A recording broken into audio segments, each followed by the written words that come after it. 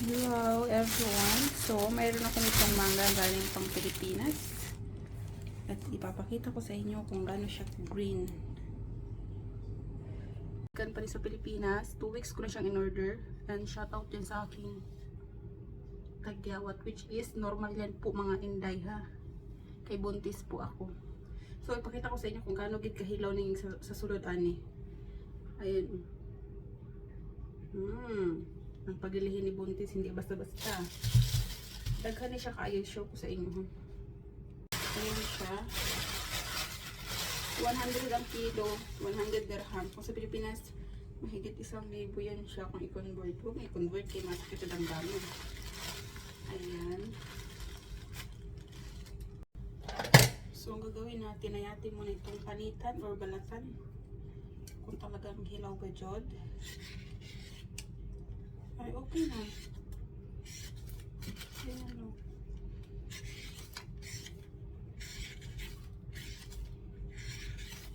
Ganda dapat kung balat ng mangga.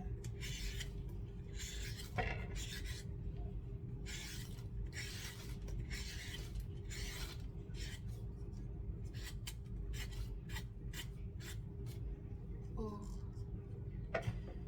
Uy, namoy ko na talaga siya. So, baka ang bango.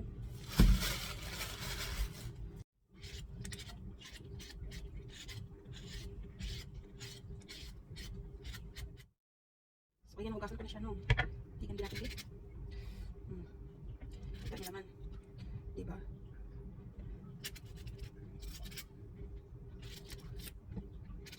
Medyo hinug-hinug na siya, pero hindi siya. Huwag lang din hilaw pa naman yan.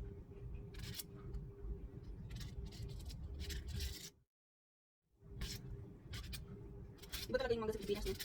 Iba dito.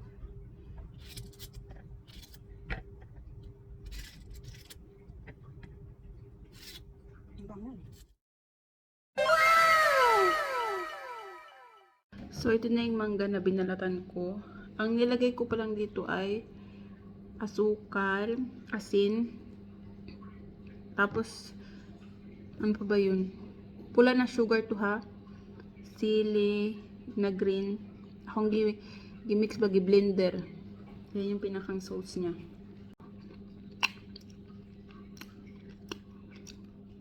Maasim pa din talaga.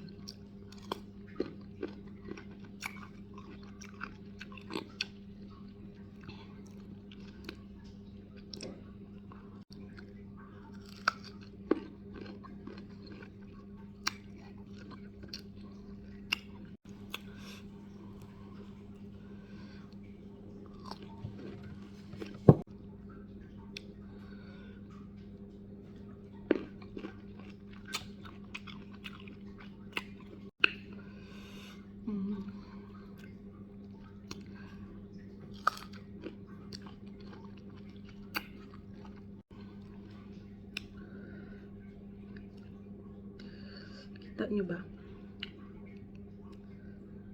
Ay.